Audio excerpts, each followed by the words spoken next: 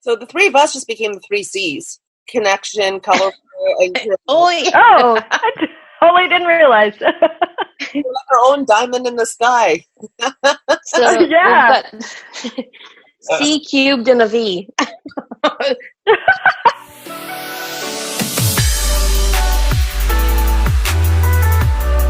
Welcome to our BrainFood Book Club.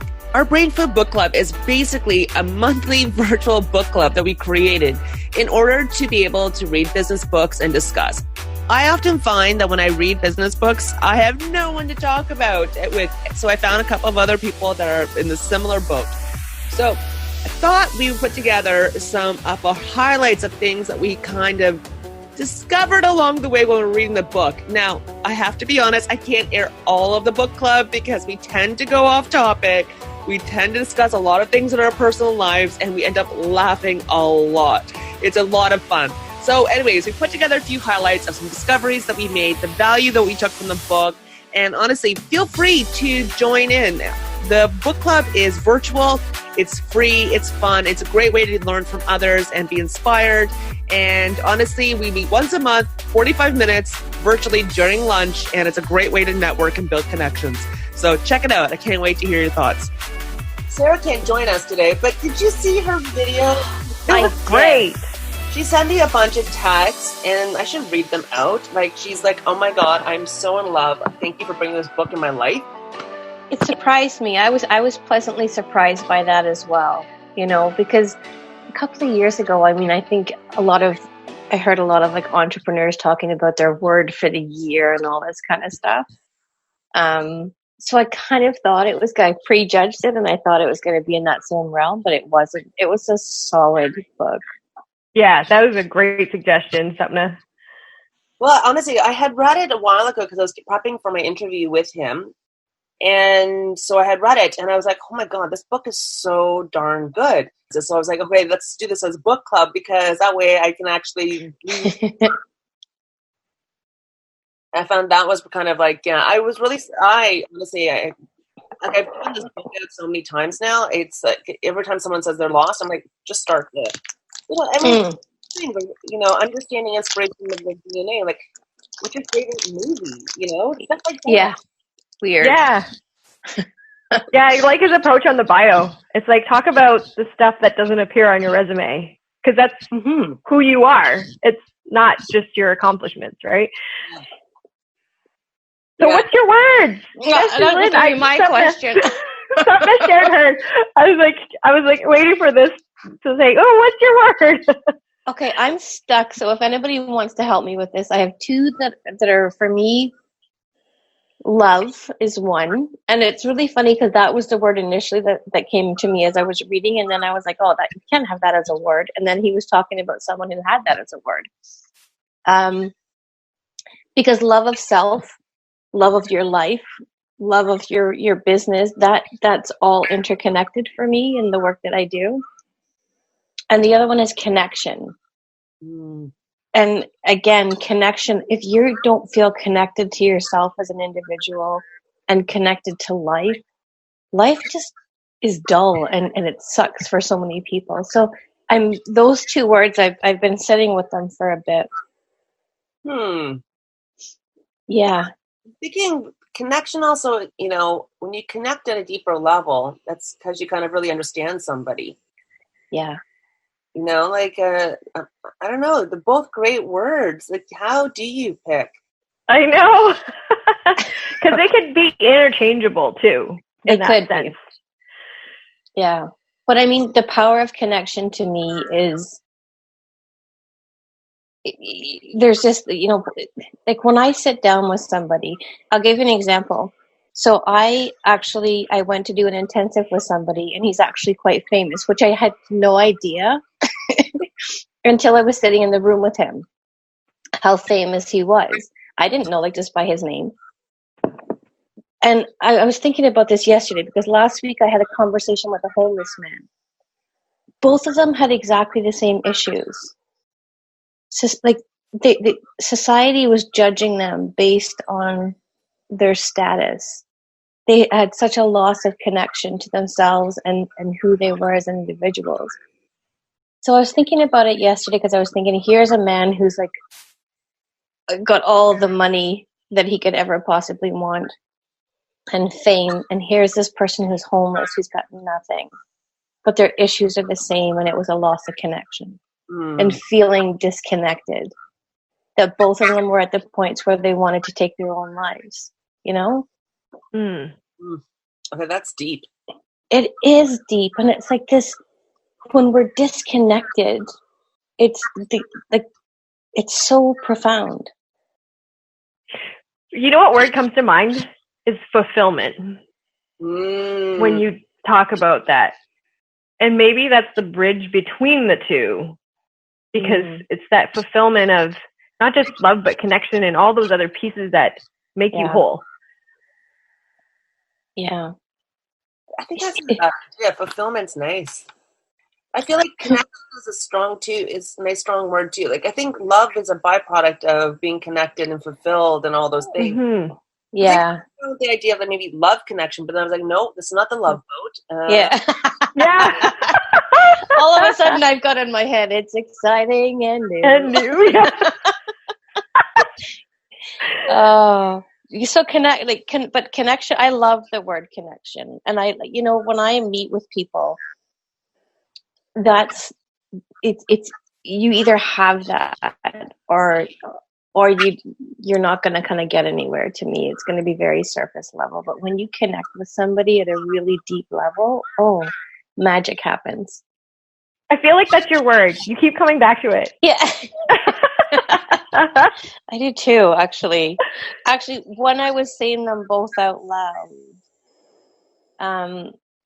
that's the one that kind of resonated. I felt it in my body. I think my word is connection. I think that's connection too. Awesome. Wow. And Julie, what was Okay, we're done. Book club's over. No. You accomplished what you needed. Yeah. Connection disconnected.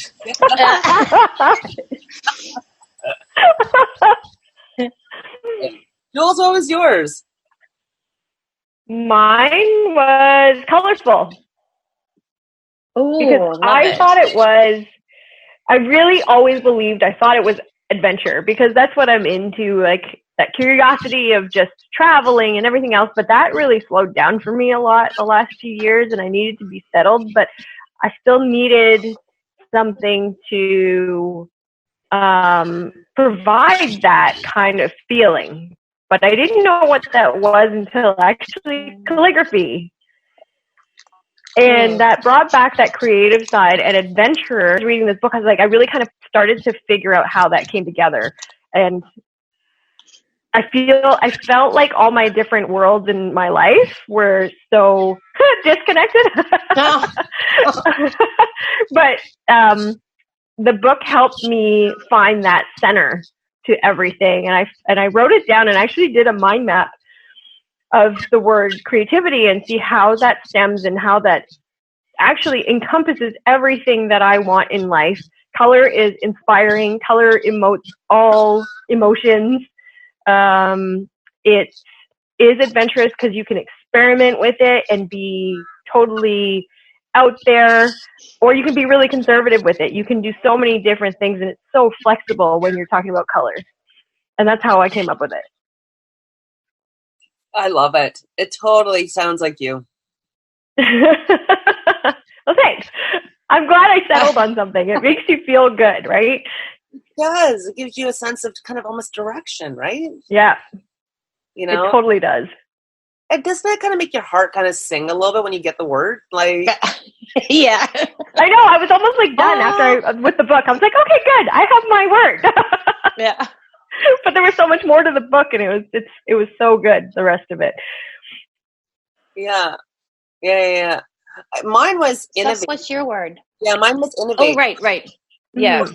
No, it was funny because Julie and I were trying to play around with other words besides innovate, but it kept coming back to that because it's about you continuously improve yourself, right? It doesn't matter if you're stuck in a job you hate, you can find a new job that you like. If you're in a rut about your business, you can find ways to get over those bottlenecks or whatever. Yeah. Not standing still. And it kind of embraced my, not just curiosity, but I love friggin' learning. Like, I love learning. Like, I can't even describe it. It's ridiculous. Yeah. I'm taking a course right now, and I've got pages of notes. Like, it's, like Game of Thrones break last night. And if not, I would have kept on going till like 2 a.m. because I was so into it. So yeah, the word innovate kept coming up. But Julie had good ideas too, like adventure. What was some other ones? Because she was saying that, explore. Because I said you're learning, and what was the other word too? Because I said, how Jessie and Sapna so creates those connections. She's really good at it, and that social aspect of it. And I felt like innovation didn't quite convey it, so I was looking for these other words for her that brings about that part of her personality. Curiosity, because you're curious about people, you're curious about like life, you're curious about learning, you have a curious mind. That's true. Maybe curious is a better word for me then, because you guys have known me for quite some time. Yeah. You know what it does, like curious captures, because I could be honestly like I just finished a brain, mind, body course, and it was like amazing. But when I was talking to the doctor who gave it, he was like, so what other courses have you taken? And I'm listing. Lifelong learning, you're curious. Mm-hmm. Personal relationships and your social kind of, you are a social person, and you're social because you're curious, right? Curious is one sticking with me for you. All right. I'm gonna. You use that word a lot too, Sapna. Like that you describe yourself as that all the time. Yeah. Okay, because I just put it in. Okay, so curious, I put in a thesaurus. Another word: inquiring, questioning, inquisitive, interested. So, yeah. All right, I think we've got consensus. Curious is my word. How does it feel for you, though? It feels mischievous. Yeah. Yeah. That's you then. I was just going to say, there is that part of you. Yeah. Check mark. We got the word. Yeah. I love it. I love how you said, it makes me feel mischievous. Where I'm going to end up. And that's the funny part. I had run into some friends when I was away, and I was touching base with them, and, and it was funny because they're like, you're always trying to do things the hard way. You don't just do the normal. And I'm like, is that bad or is that good? I'm not sure. I don't like to play it safe. I need to try. When you get a hunger and appetite for something, you just got to do it. Mm-hmm. Yeah. I'm thinking of other words, but curious sticks to me for you. All right. I love it. Yeah, it gives it some flair. Because innovate is, like you said, very mechanical, I think. And you have that much more to the personality and side of things that you need to add. And curiosity gives you that. It's good to hear coming from someone that's so colorful.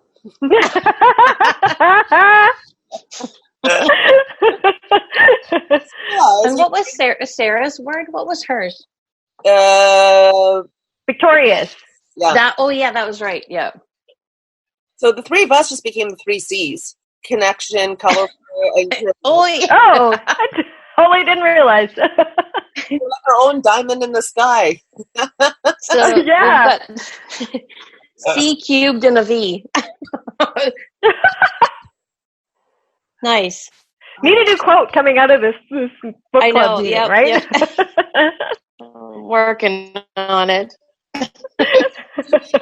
So, but with the book, it surprised me how in depth he got and how he could take a word and put it into your branding. He could put it into so much. It floored me. It was amazing. Yeah, even the hiring process. Yes. Yeah.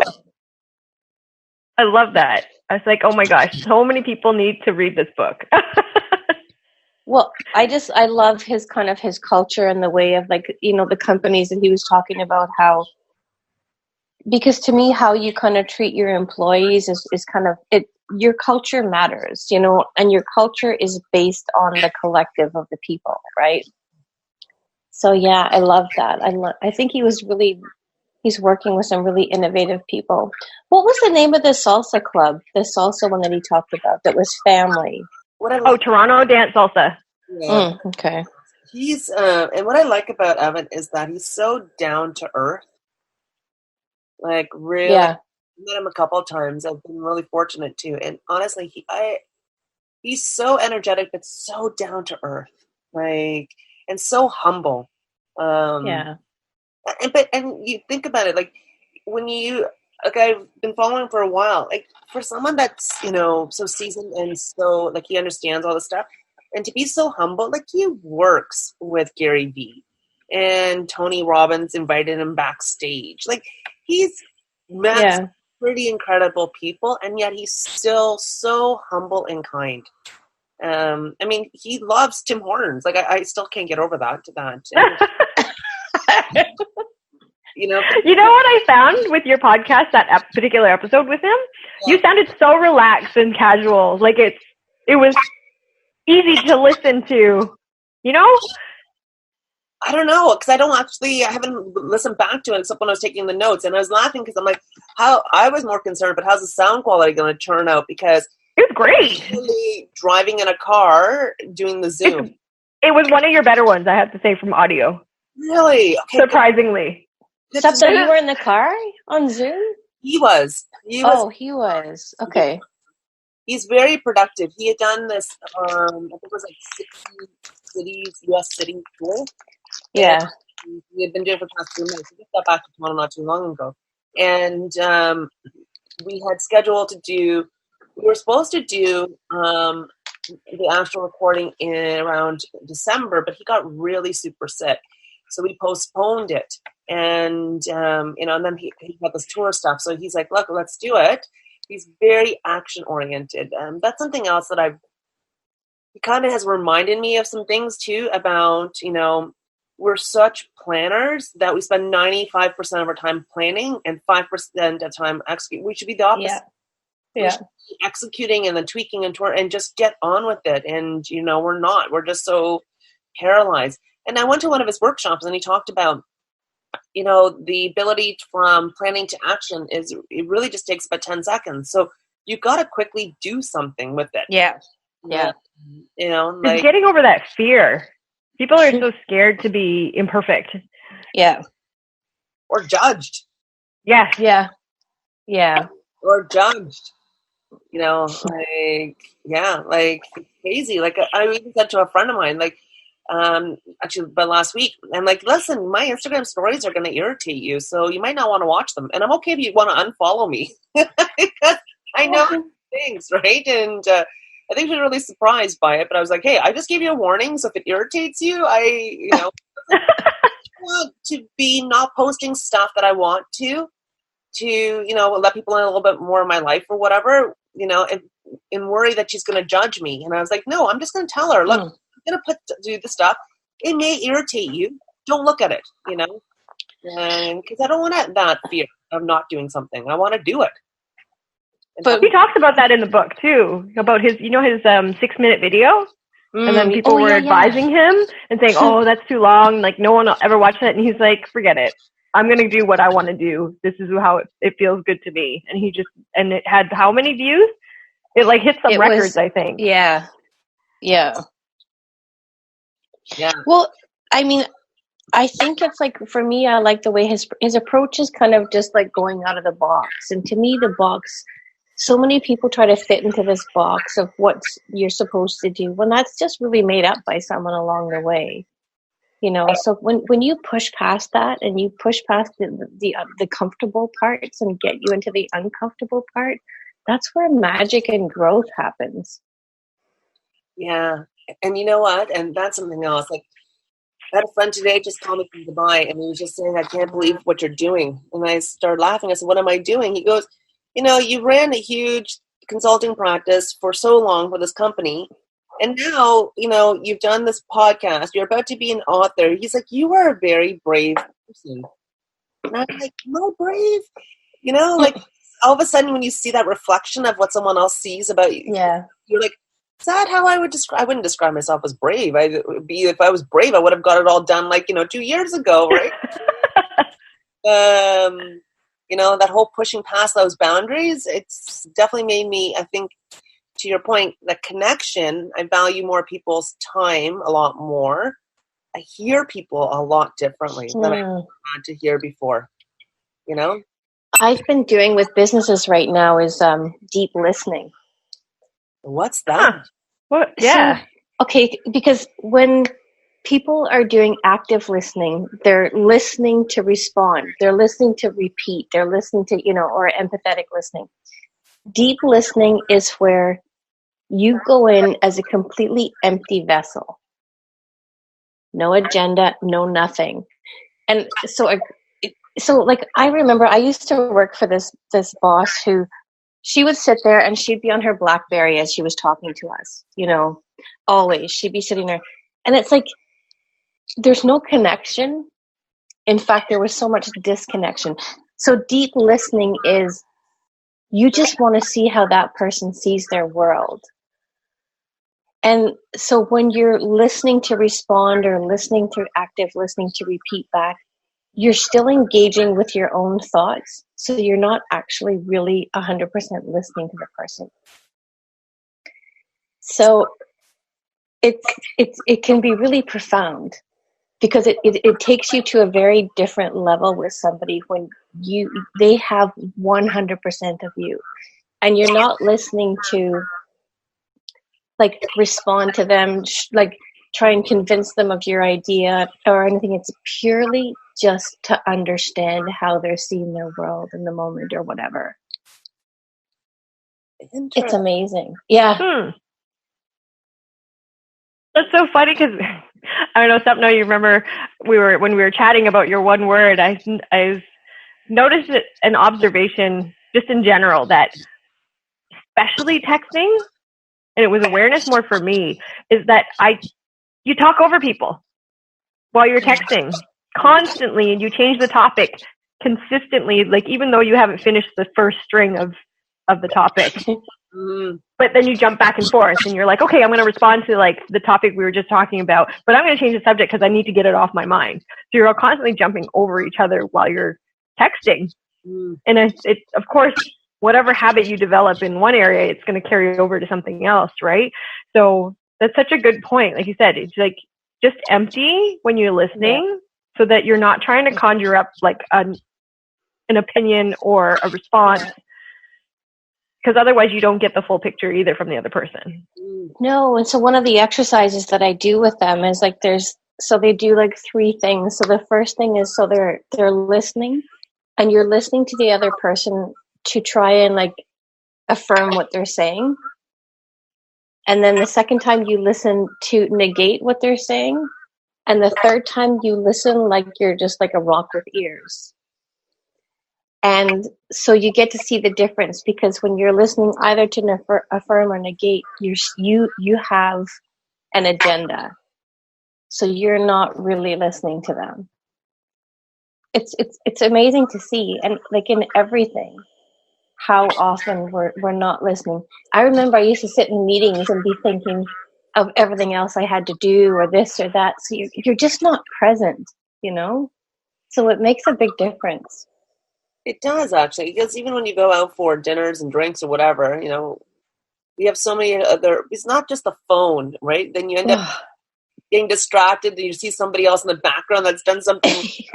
Oh, you see that? Or or see that food, we got to order that. And in the middle of something that could have actually been the tipping point to actually create action, you distracted it, right? With noise somehow, because we're uncomfortable with silence. Do you think it is, or we don't want to get too deep with people?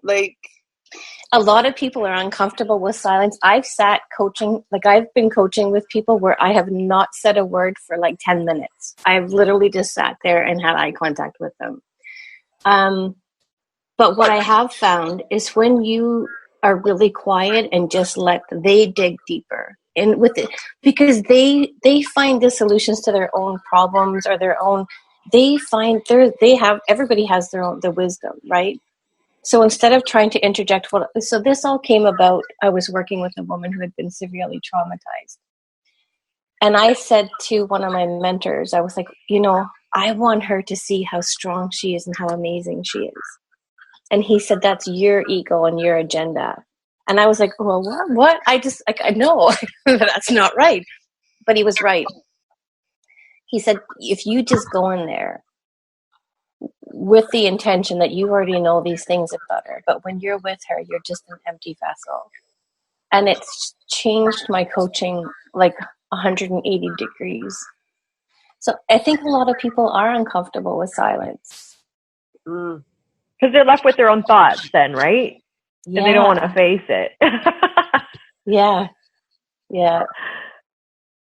It could also be because that we don't get silence very much anymore, that we don't know how to deal with it. Like, I went to the hairdresser. I can't remember if I told you guys this, and then I said, I got to close my eyes for a bit. I'm not sleeping. I just got to silence. Just need to, deplug. And I guess I was meditating. It was just that I had so much in my brain, but I could see my phone going off. I could see all the other stuff happening around me, and I could see, that I don't think we actually know how to just be. Like we've got binge watching on Netflix constantly, right? Like everyone's a serial watcher somehow, right? Like it's just never enough. And if you're watching TV, how many of us are playing with our phone, catching up on them, right? Or or doing something else, right? Like I don't think we do know how to actually, deal with disconnect. To connect to yourself. Well, it was funny because I don't have cable at home, so our TV is rarely on here. It was like, so I didn't even have a TV on the main level until when my mom came to live with me. I put one there. But when we were in the hospital, so there was a TV in there, and it was like the old school big TV. So Philly was like, "Oh my God, look at that! That's crazy! Like, what is that?" But so he had the TV on a lot because that's all they could do was lie there and watch it. But man, it was irritating me. I was just like, turn that off after a while. So I'm still on the TV. It's what, honey? Jerry Springer still have a TV show? Oh my God. Is he even? I'd be curious to know, is he even still around? I know, right? I'm on Google going, is he dead or alive? Yeah. I don't know. What was his one word? Chaos. Another C word. Yeah. I'm stuck on C words, but chaos, I would say, for him. I was just trash. Well, and it's kind of funny to see how people get engaged in all of these things too. Like, can you imagine taking your stuff onto like national television? Like, oh yeah. Oh my gosh. But this is funny because we get it. Sapna and I kind of started talking about this because you asked me to check something on Twitter, and I said no. I said I totally actually shut myself off of Twitter because I find it's going Jerry Springer way. Like the stuff I get on there, it's like I want to follow you, both of you, right? Yeah. There's that algorithm in the back pulls in other stuff that I may not want to see, or people that are connected to you that I may not want to connect with. But it still insists on pulling that information in, and I end up seeing it on my feed. And it doesn't help that I encountered somebody that was very toxic, and they attacked me for a comment that I made on there too. Oh, it was a harmless comment, right? And I was like, wow, the people on here are so. Like, they're truly the ones that hide behind their the screen. Yeah. And think that they can just take whatever it is within them and just throw it at somebody else, their aggression, their hate, their whatever it is, just to spew it online, right? And I totally spun my perspective of what I was reading on there and what it was being fed to me, and I actually didn't have much control over, even though I had chosen who to follow. Huh. It was really interesting. And I said, you know what, I got to cut this out. And it's been great since I got out Twitter. Wow. It's okay to like follow Instagram. I follow Facebook like in a narrow window, just based on, you know, again, you can go by groups and it's a little easier to manage that stuff. But you really notice like following somebody else and those comparisons and everything else, it really does a number on someone and how people interact. No, it would, because that'd be awful. Like, it's just like getting commercials constantly at you, and then it trains you kind of think that way, or to be cynical, or be whatever, right? Like, no, that's why I just do hashtag Game of Thrones and see all those. Yeah. I know. See, those people are happy. Some comment, but they were hilarious. I have to say that. Yeah. It was like, you know, I was laughing so hard, but. You know, Jessie Lynn, you made me think for a second about this deep listening. And, you know, I'm not jumping between topics, but it just got me kind of, because I'm digesting what you said. And it's interesting because in the book I actually wrote down about how one of the things for networkers, and even if you're an introvert, is sometimes the best thing to do is just listen. Because for that 8 to 10 minutes of you just listening, and they will remember that they had the best conversation with you. And you said nothing. And, you know, I think that's something I got to practice a lot more. It's actually really interesting because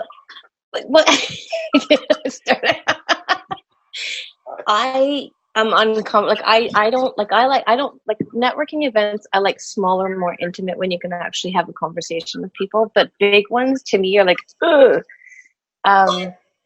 But it's what I found fascinating from going to networking events is that if you start asking somebody about themselves or like, you know, about their business or whatever, they will talk and talk and talk.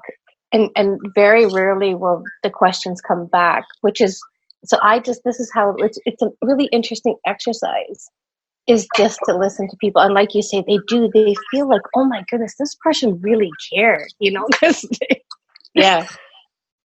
It's so true. It's kind of freaky, actually. Maybe it's like that Debbie Gibson song, you know, silence speaks 1,000 words. Ooh, that's the quote for the day. Yeah, there you go. Thanks to Debbie Gibson. Yeah. But, you know, like there's even like with like what I find when I'm doing coaching is if you just sit in silence, like I say, people will either kind of more will come up. And I find with kids when they're really agitated about something, like with Finley even, I'll just be like this past couple of weeks was super hard for him. And, you know, there was moments of really, really hard moments for him. And I just kind of sat with him and I was like, you know, he would go on with this, you know, he hated the world and this sucked and he just wanted to go home and didn't want another needle, and everybody kept telling him one thing and then saying he could go and he couldn't go. But if you just sit and listen to him and love him, that's all I could do in that moment. I couldn't fix it. I couldn't change that circumstance. And often I used to want to fix. So I'd be listening to see, how can I fix this for you? How can I help you? When often, if you're just there, presence, so many people don't have presence anymore because they're distracted often. So if you give them presence, you're just loving them. Did you already kind of come to that conclusion before you had Finley, or would you say that you came across it more when he had brought issues to you? I certainly used to bring that when I was a manager. When I had staff, I certainly was the type of manager it was about presence. It was about them, because I used to see my role as lifting them up and encouraging their growth. That was, to me, that's how I viewed. So it was there in that sense, but not to the level I feel it now. Well, I'm sitting in silence and staring at all of you. So I can put another thing going, another amazing book club. Yeah.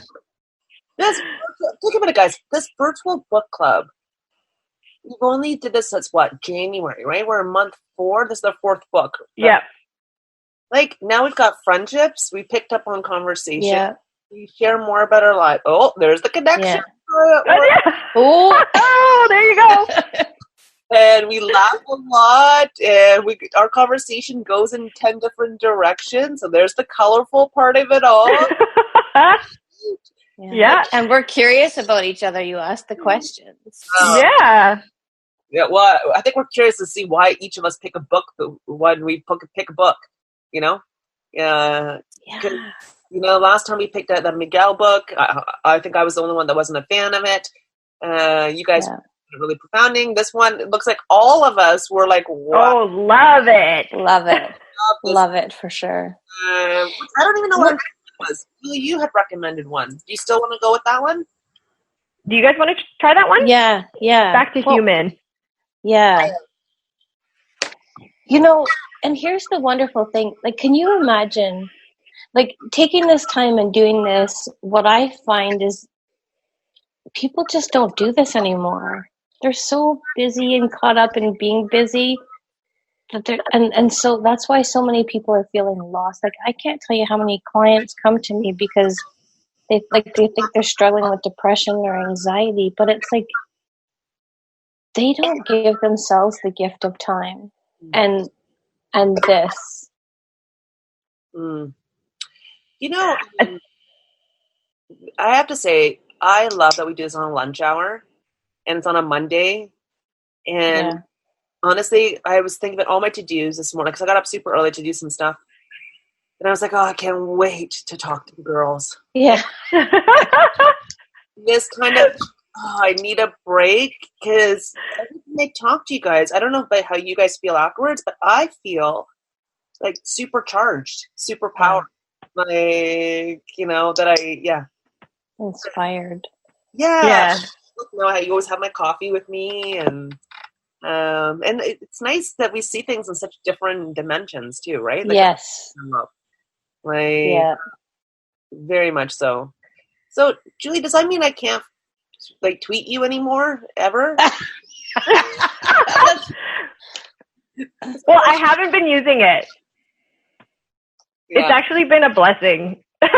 Well, it's because you know how you get online and you get sucked in, whether it be YouTube or whatever, right? And it's just one less time suck for me too.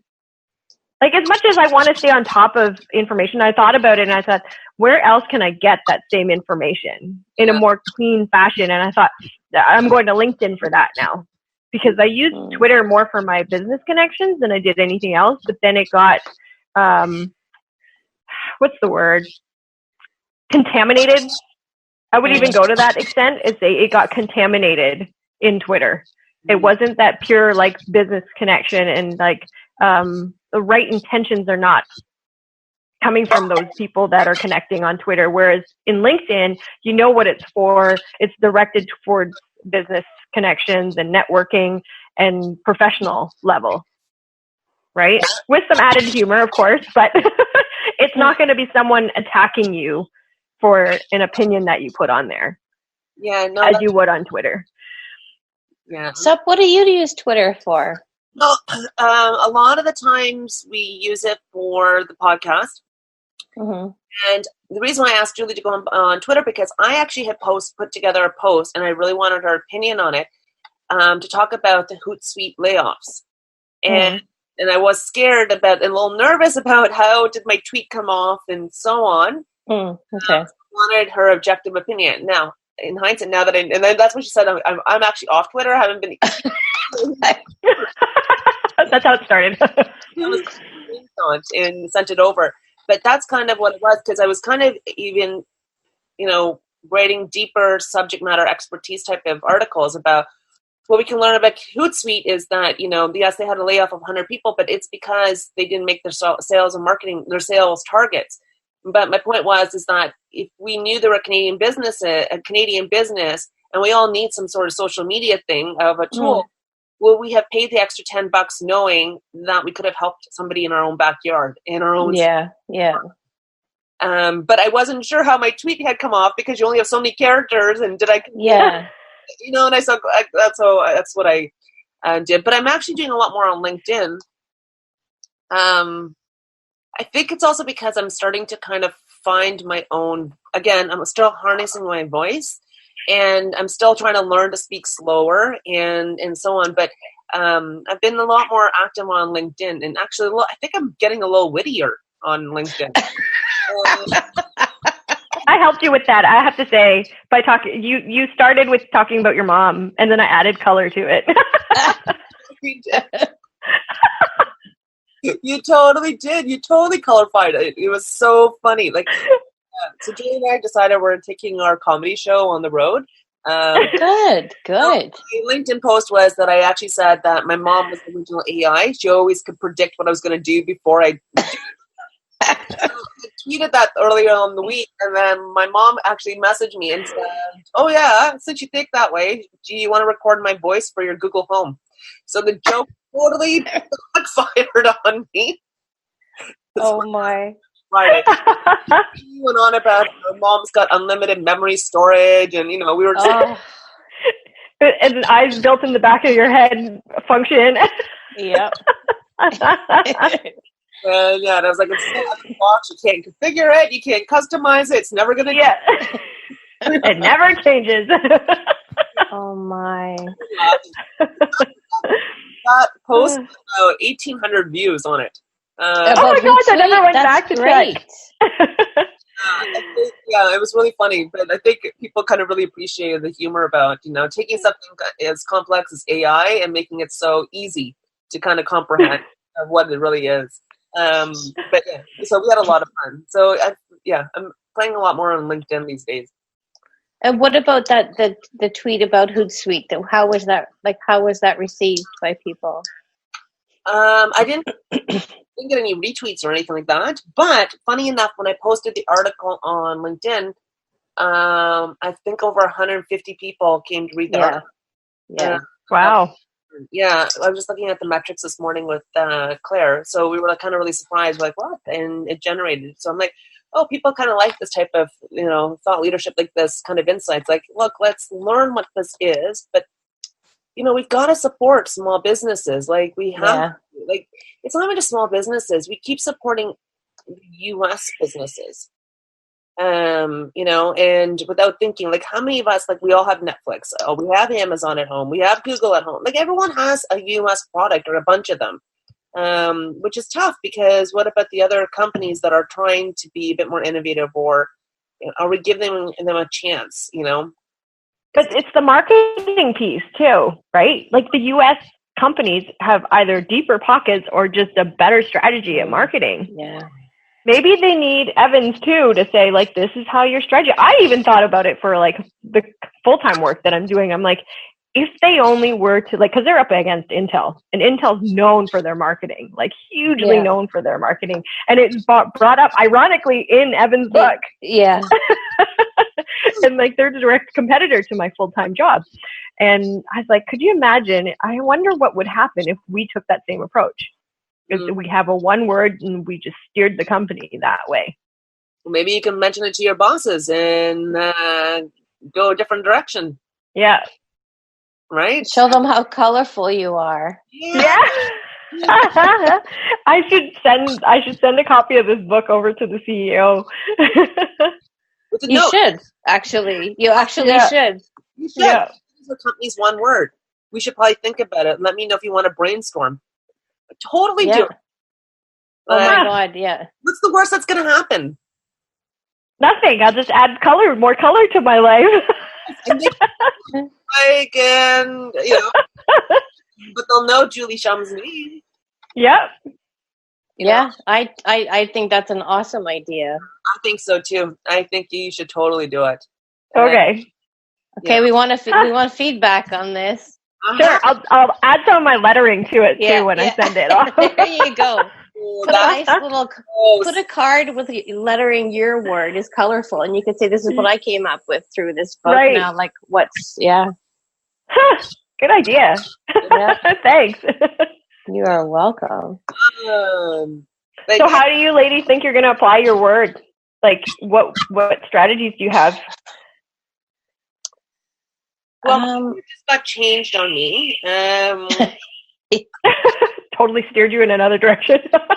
No, yes, but I'm going to start using it as whenever I tweet anything or message, I'm going to add the hashtag curious to Evan's book, to everything I do.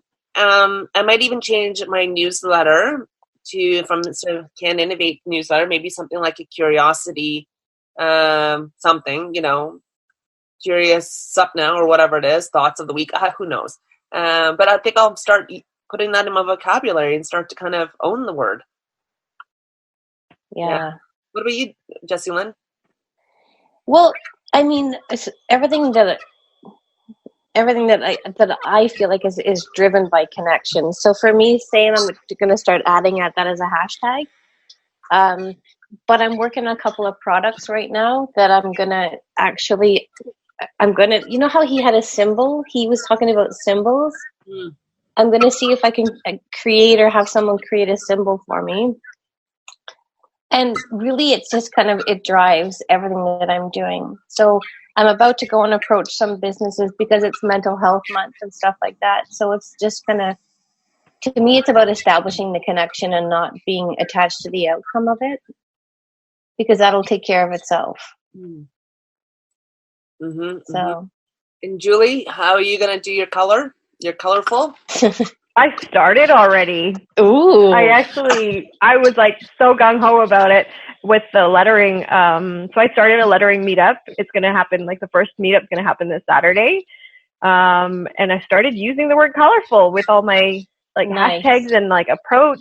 And one thing also that I took as a strategy is MVP. I just want to go for it now and not think perfection, because that's what makes things colorful. It's going to be I discover just new things that way. Nice. Yeah. Nice. I love it. You're going to be coloring outside the lines. Oh, for sure. Awesome. Next book is, what's it called? Back to Human? Yep, got it. So Back to Human, how great leaders create connection in the age of connection. So thanks for checking out our banter and our aha moments and being a bit of a fly on the wall. And again, you don't need to read the book to join the BrainFood Book Club. We honestly just meet once a month, 45 minutes. It's virtually during lunch hour, and it's a great way to connect with others and talk and learn and be inspired and even get energized. I often find after every one of these sessions we have, I am so pumped and I've got new ideas for my business, for my career, all these different things. So again, feel free to join. It's free. It's fun. It's a great way to share. I've added the link inside of the notes here. And honestly, feel free to share with others that might just need a little extra juice in their mojo. Anyways, can't wait to hear your feedback. Cheers.